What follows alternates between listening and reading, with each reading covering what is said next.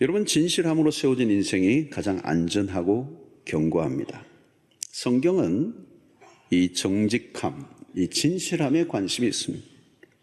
특별히 성경은 공의에 관심이 많죠. 구계명은 거짓으로 공의를 깨뜨린다는 면에서 엄중하게 다루고 있습니다. 자, 여러분, 사람이 죽고 사는 모든 문제들이 우리의 입을 통해서 일어나고 또 증인의 입에 달려 있습니다. 그러므로 혀를 잘 사용하라는 겁니다. 거짓말로 인해 이웃에게 상처와 고통을 주게 된다면 그것은 엄격한 죄라고 성경이 말씀합니다. 출애굽기 23장 1절로 3절에 보면 너는 거짓된 풍수를 터뜨리지 말며 악인과 연합하여 위증하는 증인이 되지 말라.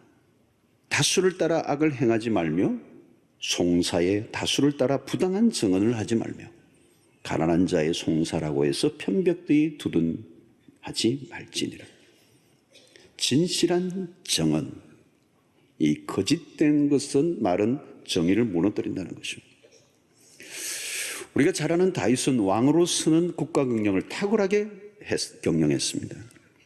그의 제임시 이스라엘은 전성기였습니다. 이스라엘이 존경받는 영웅이죠. 성공한 왕으로 높은 명성을 얻고 있던 때에 밧세바와의 불륜 사건이 터집니다. 그리고 밧세바의 남편이었던 자신의 충신 우리아를 죽이는 죄를 범합니다. 다윗의 범죄의 과정을 보면 거짓말이 계속 늘어납니다. 범죄를 가리기 위해 전쟁터에 있던 우리아를 불러들이는 과정에서 거짓말을 합니다. 우리아를 위하는 척하면서 그를 죽이고자 하는 계획 가운데 거짓말을 늘어뜨리는 거죠. 우리아를 최전선에 보내어 죽게 했던 당사자였던 그가 우리아의 전사 소식을 접하는 과정에서 거짓된 모습을 보입니다. 왕의 명령을 따라 실행에 옮겼던 요압 장군 역시 이 왕의 거짓말, 이 적나라한 거짓말을 목격합니다. 다윗은 철저히 거짓의 사람이 되어 있습니다. 여러분, 죄를 지으려고 하면 어떤 죄든지 어쩔 수 없이 거짓말이 필요해집니다. 다윗은 죄를 지을 때 거짓말을 했고 지은 죄를 가리기 위해서 또 거짓말이 필요했습니다. 그러나 거짓으로 덮여진 삶은 결코 안전하지도 않고 오래 가지도 않습니다. 세월은 흘렀고 다윗의 죄는 아무 일도 없었던 것처럼 다 묻혀버렸습니다. 그런데 어느 날 갑자기 나단 선지자가 왕궁을 방문합니다. 나단이 찾아온 것이지만 하나님이 그를 보내셨죠. 왜? 다윗의 죄를 드러내게 하기 위해서. 하나님은 다윗의 거짓을 드러내기로 하시고 나단 선지자를 다윗의 궁으로 돌려보내셨습니다. 나단 선지자의 기가 막힌 설교, 3인칭으로 시작해서 2인칭에서 나중에 1인칭으로 좁혀지면서 다윗의 심장을 기어눕니다. 그 하나님의 그 발가벗기고자 하는 그 적나라한 그 지적 앞에 다윗은 엄청난 죄의 무게를 더 이상 이기지 못하여 솔직하게 인정하고 맙니다. 내가 여호와께 죄를 범했습니다. 여러분, 거짓의 형태는 주로 은폐를 하고 조작을 하고 핑계를 대고 합리화를 하고 책임 회피하는 것으로 드러납니다. 그러나 지금 다윗은 그 어떤 것도 포기하고 자기가 죄를 지었음을 인정합니다. 여러분, 여기서 우리는 성경의 독특성을 봅니다. 성경은 세상의 영정과 달라요. 성경은 어떤 영웅이라도 변호해 주지 않습니다. 인간에 대한 신비감을 남겨놓지 않습니다. 인간은 인간 그대로 솔직하게 적나라하게 묘사해버립니다. 거짓을 결코 미워하지 않아요. 인간의 힘으로 가리려고 했던 모든 옷을 벗겨버립니다. 이스라엘의 영웅, 백성들에게 존경받는 지도자, 통일 이스라엘이라고는 업적을 이룬 전사, 그리고 현재도 절대 권력자로 서 있습니다. 그의 인생의 정점, 그칠 것이 없고 겁나는 것이 없었습니다. 이 정도 되면 누구의 말도 귀에 들어오지 않을 만했습니다.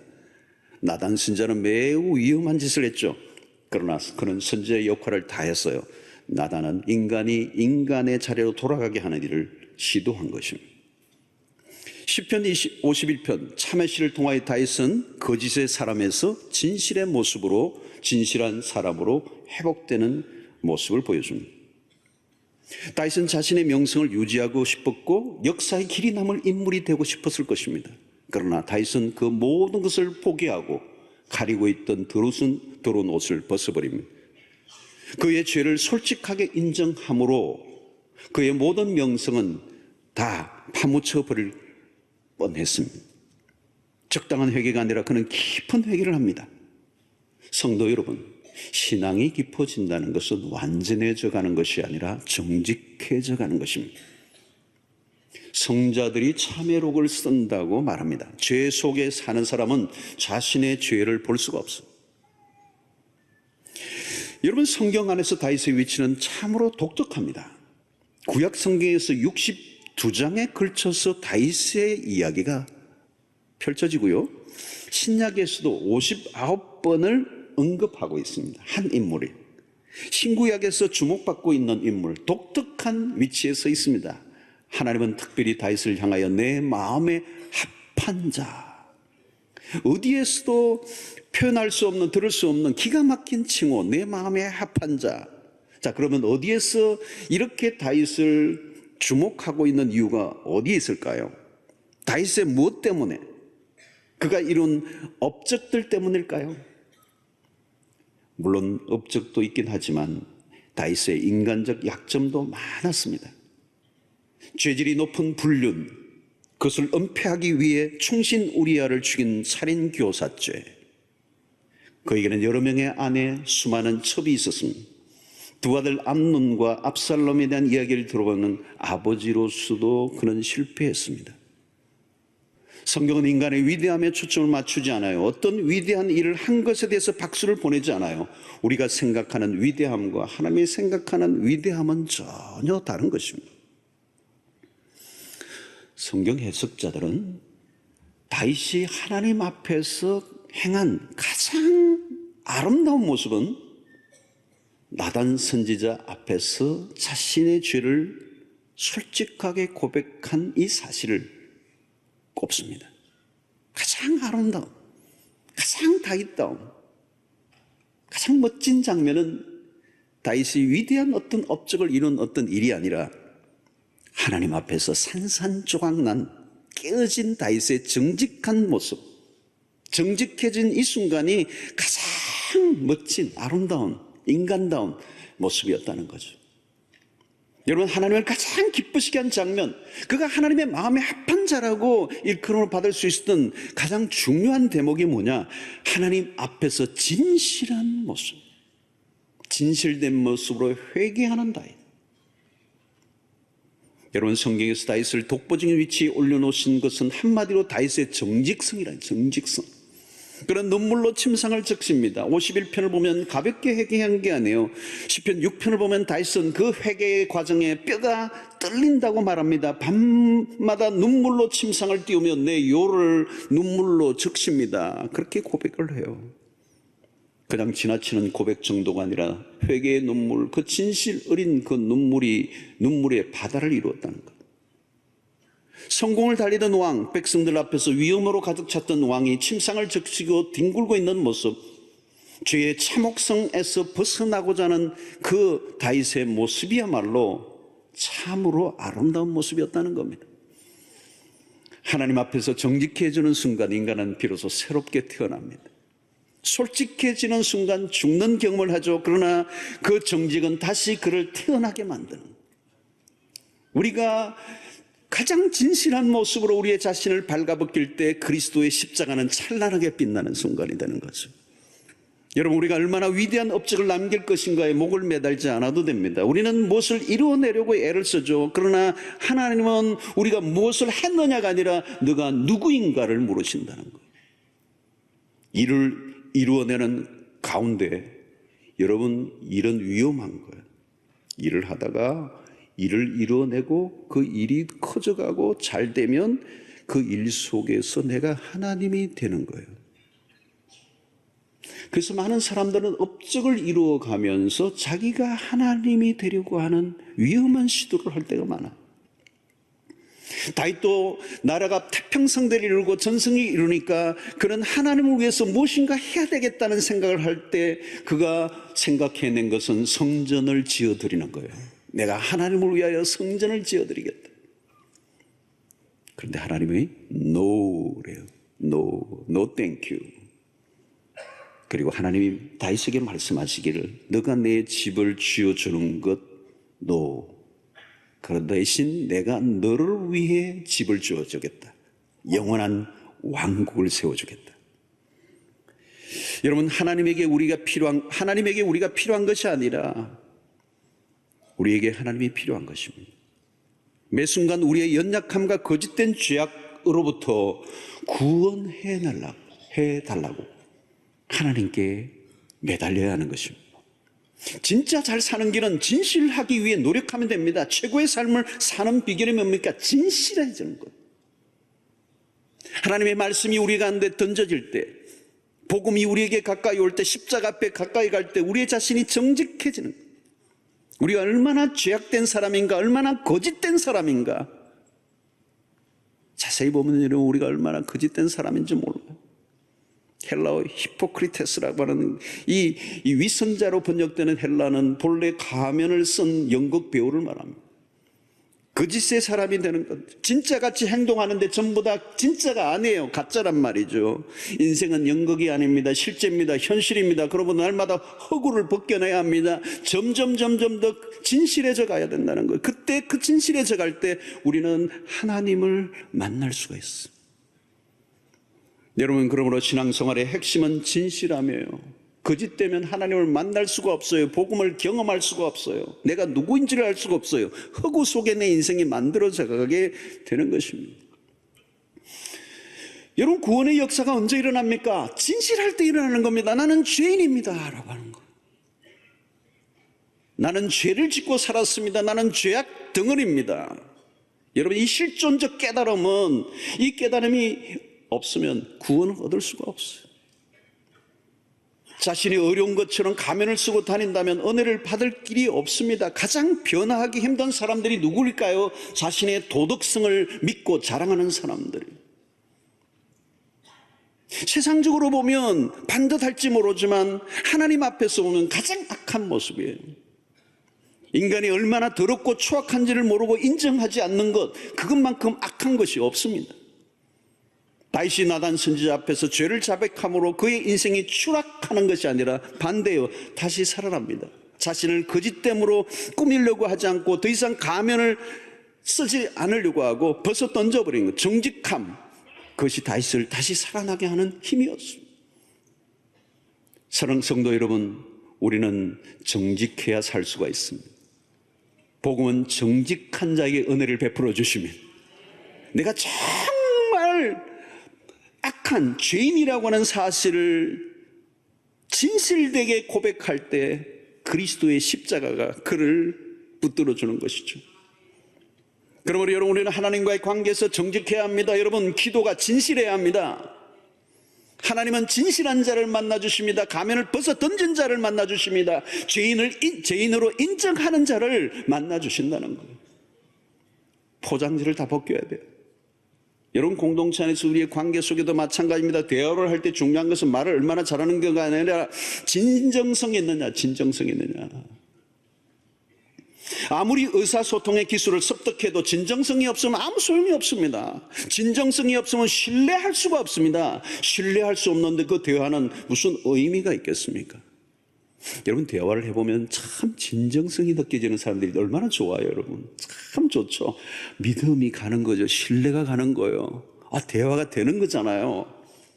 근데 진정성이 없으면 하고 싶지가 않아요. 얘기가 아무 의미가 없는 것입니다.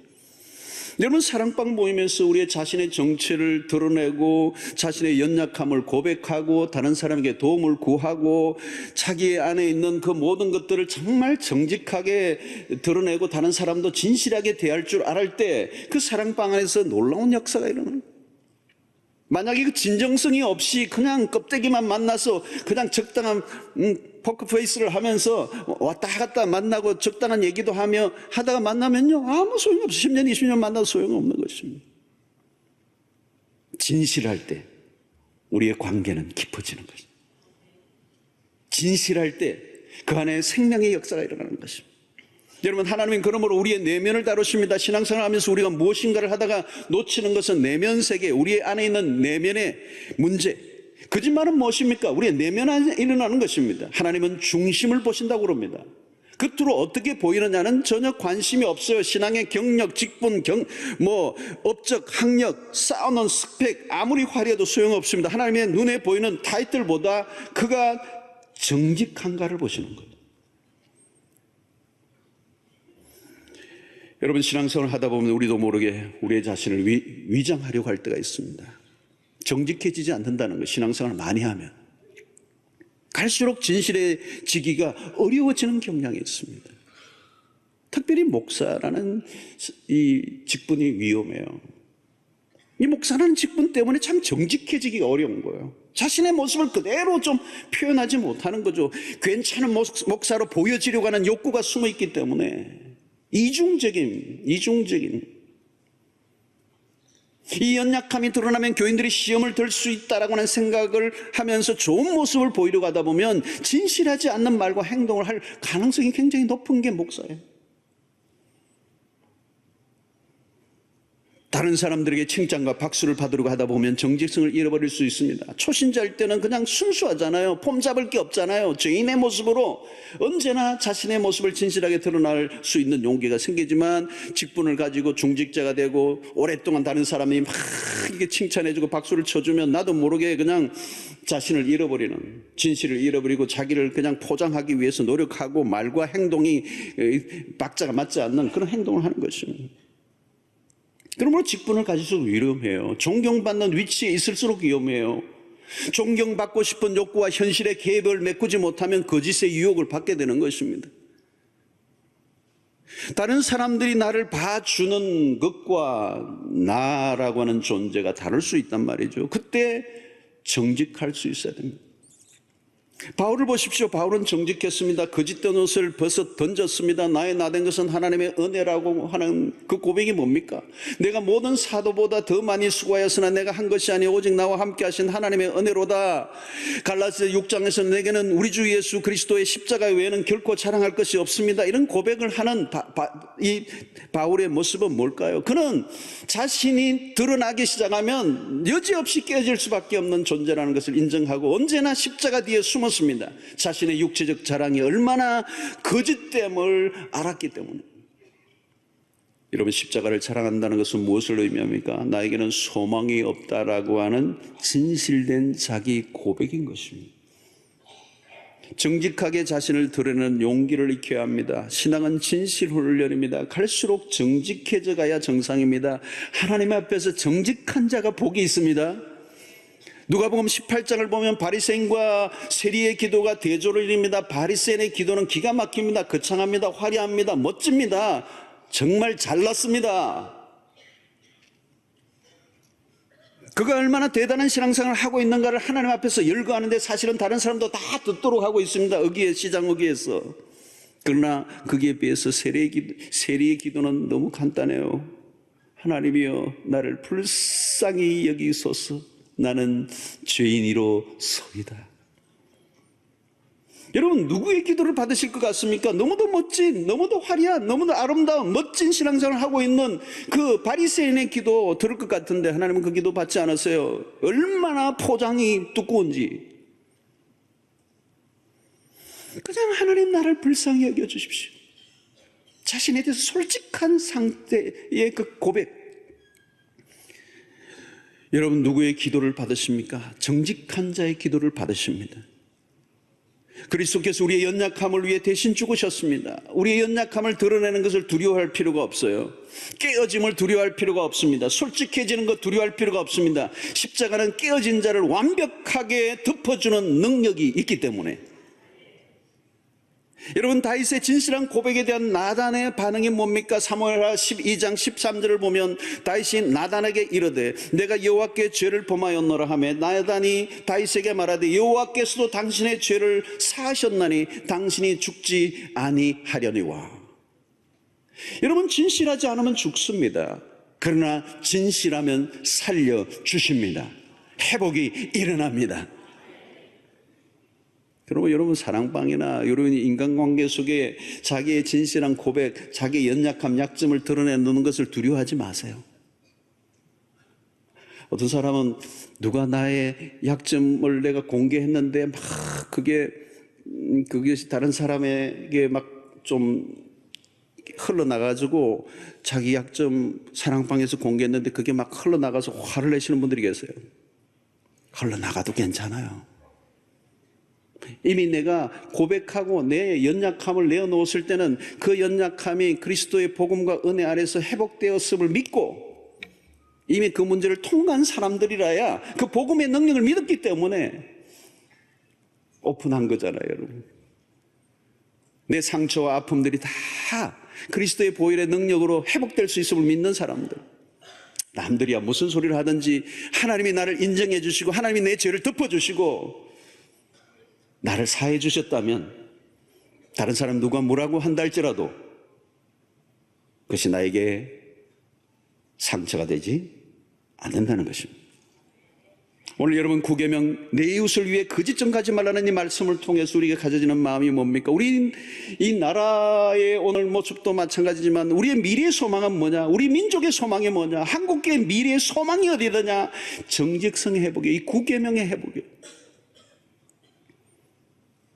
위정죄, 무고죄, 사기죄. 제가 한번 얘기했습니다. 우리나라가 OECD 국가 중에 이게 가장 많은 나라예요. 우리는 오랫동안 부정부패의 이 늪에서 우리나라가 일어서지를 못해요. 너무 어두운 구석이 많아요. 앞에서 뭐가 해결되는 게 아니라 뒤에서 해결되는 게 너무 많아요. 어두워요. 부패가 많아요. 부정이 많아요. 거짓이 너무 많아요. 여러분 우리 안에 가득한 허세와 교만이 우리를 거짓되게 만들었어. 지나친 성공주의가 우리를 거짓되게 만들었습니다.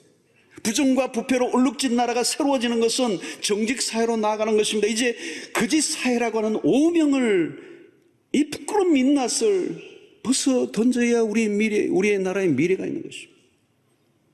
결과주의, 성공주의, 결국 질보다 양을 내용보다 수를 중요하게 여기는 문화 속에 거짓이 끼어들 수밖에 없는 것입니다. 여러분 여기에서 우리는 그리스도인들이 앞장을 서야 합니다. 무엇보다도 우리의 말과 행동을 세상이 믿을 수 있는 그런 회복이 일어나야 우리가 세상 속의 빛과 소금의 역할을 감당할 수가 있는 것입니다. 우리 안에 있는 말의 허세를 버려야 합니다. 과장을 없애야 합니다. 한 말에 대해서는 책임을 질 수 있어야 합니다. 약속을 했으면 지켜야 합니다. 우리가 하는 말을 세상이 믿을 수 있을 때 우리는 세상 속에 거룩한 영향력을 드러낼 수가 있는 것입니다. 여러분 우리는 이웃에 대해서 비방과 중상모략과 음해성 폭로와 험담과 과장과 축소의 말들을 버려야 합니다. 폭력적인 언어를 버려야 합니다. 언제부턴가 우리의 사회도 언어가 폭력적이에요. 여러분 우리는 얼마나 말로 상처를 주고 받으며 살아가고 있습니까? 멈춰야 한다는 것. 말로 사람을 깎아내리고 공격하고 죽이지 말라는 것. 사람을 비방하지 말라는 것. 말로 사람을 세워주고 살리고 치유하고 정의를 세우는 일에 우리의 혀가 사용되어져야 될 줄로 믿습니다. 하나님이 주신 입으로 선한 일을 도모하고 세상을 화평하는 일에 우리가 쓰여져야 하는 것입니다. 여러분 우리는 진리를 따르는 사람입니다. 하나님은 진리이신 분입니다. 진리이신 하나님이시기 때문에 거짓을 아주 싫어하십니다. 우리는 진리로 거룩함을 입었습니다. 그러므로 우리는 언제나 진리를 따라야 합니다. 정직함은 친자의 생명입니다. 진실함의 생명을 걸어야 합니다. 여러분 이것은 저절로 되지 않아요.